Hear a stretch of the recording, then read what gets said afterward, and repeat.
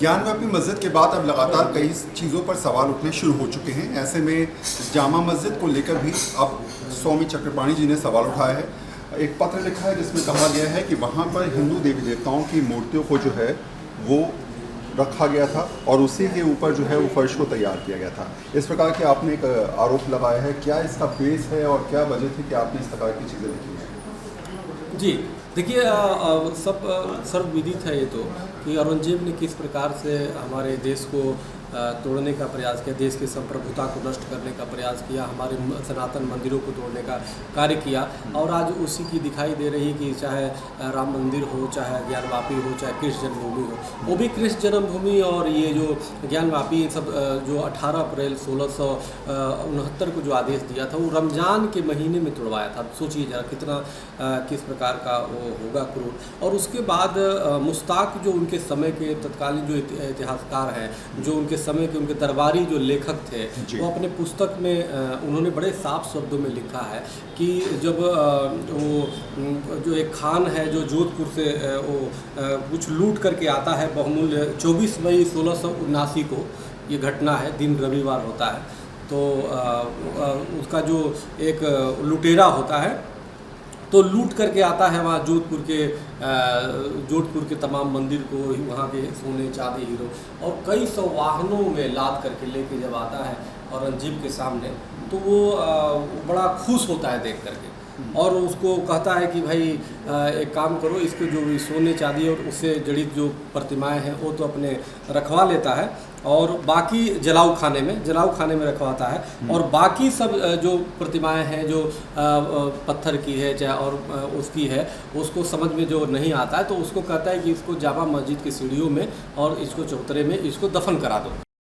तो आप देखिए वो साफ शब्दों में वो लिख रहे हैं। तो ये बड़ी सीधी सी बात है कि जब ऐसी बातें हैं तो उसको कम से कम हमारी भाईचारा एकता के लिए जो शाही मुश्ताक ने लिखा है, जो समय के दरबारी इतिहासकार हैं, तो उनके बातों को संज्ञान लेकर के उसकी हम प्रधानमंत्री जी माननीय नरेंद्र मोदी जी और माननीय गृह मंत्री जी को मैंने पत्र देखा और उसका मैंने संज्ञान भी लिया है उस पुस्तक की और जो घटनाएं हैं, और इसके माध्यम से मैं मांग कर रहा हूं कि उसकी एक कमेटी बनाई जाए। ये देश के सद्भावना के लिए, भविष्य के लिए ठीक रहेगा, क्योंकि जामा मस्जिद के चौतरे के नीचे वहाँ पे हमारे देवी देवताओं की प्रतिमा हो और वो इस प्रकार से जो खान जहाँ बहादुर उसका जो नाम होता है, जो लुटेरा होता है आता है, तो उसके द्वारा जो लाई गई प्रतिमा जोधपुर और तमाम क्षेत्रों से जो हिंदू सनातन धर्म की लाई गई हो और वो पड़ा हो, तो हमें लगता है कि इससे देश में सुख शांति नहीं हो सकती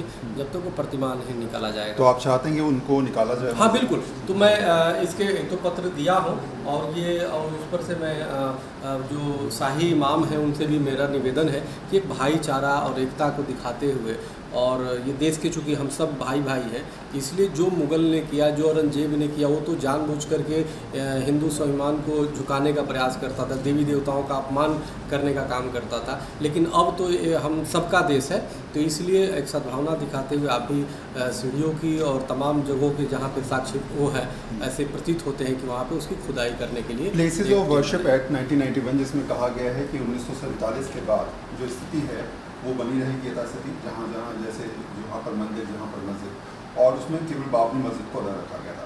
अब आपको लगता है ज्ञानव्यापी मस्जिद, कोई कुतुब मीनार की बात कर रहा है, कोई ताजमहल की बात कर रहा है, आप जहाँ मस्जिद की बात कर रहे हैं, ऐसे करते करते तो पूरे देश में चीज़ें निकल के आएंगी और हर कोई कहेगा कि यहाँ पर ये इतिहास को कोई भी व्यक्ति अपनी, आज देखो लड़ाई देश के हिंदू मुसलमानों की नहीं है, ये लड़ाई भारतीय बनाम विदेशी आक्रांताओं की है।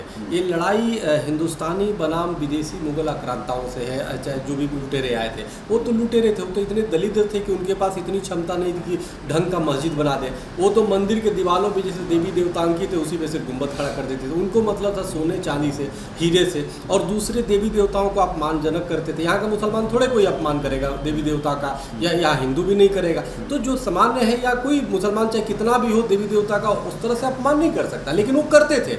आप भी देखो, आप वहाँ पे कुतुब मीनार देखो, वहाँ तो सीधा लिखा है कि यहाँ पे कुव्वते इस्लाम, यानी इस्लाम की ताकत क्या लिखा है, 27 मंदिर और जैन मंदिरों को तोड़ के वो बनाया गया है। कुतुबुद्दीन ऐबक जो गुलाम था उसका, मोहम्मद गोरी का, तो आप तोड़ करके बनाया, वो सीधा वहाँ पे लिखा है। तो उनका उद्देश्य होता था मंदिरों को तोड़ना, उनके प्रतिमाओं को चौतरे में लगा देना, उनके प्रतिमाओं को सीढ़ियों पे दिल लगा देना, ताकि लोग देखें, उनके स्वाभिमान नष्ट हो, उनके धार्मिक से।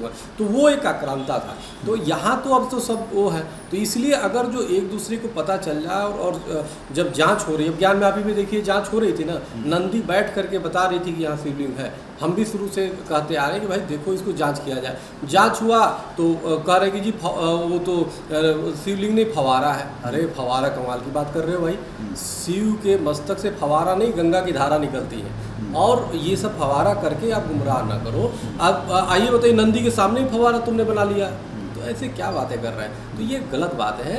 ये इतिहास से जो छेड़छाड़ ये लोग करते हैं, गलत बात है। जो हिंदू भावना है, एक तो कहाँ तक इस निंदा कानून, देव निंदा कानून आप लागू होना चाहिए, लेकिन फिर भी कहाँ तक उसको वो करना चाहिए, माफ़ी मांगना चाहिए हिंदू समाज से कि भाई हमने गलती कर दिया, वहाँ वजू कर रहे थे, तो ऊपर से आप जो है इधर उधर की बातें कर रहे हैं। तो हम ये चाहते हैं देश की आपसी भाईचारा, सद्भावना बनाए रखने के लिए जरूरी है कि जामा मस्जिद की वो वहाँ पे जो स्थान है उसकी चौतरा की और सीढ़ियों की खुदाई करके और उसको प्रतिमाएं निकालेंगे। तो नया विवाद है, और नया विवाद इस तरीके से आप देख सकते हैं कि जिस तरीके से देश के अंदर एक के बाद एक चीज़ों पर सवाल उठाए जा रहे हैं, उसके बाद उस पर वाद विवाद किया जा रहा है। ये समझाया जा रहा है कि यहाँ की स्थिति पहले ऐसी थी, अब यहाँ पर बदल कर ये स्थिति हो गई, और शायद यही सारा कन्फ्यूज़न आप कह सकते हैं कि इस समय देश में एक अलग माहौल क्रिएट किए हुए है। कैमरा पर्सन दलवीर के साथ अरुण सिन्हा, आज।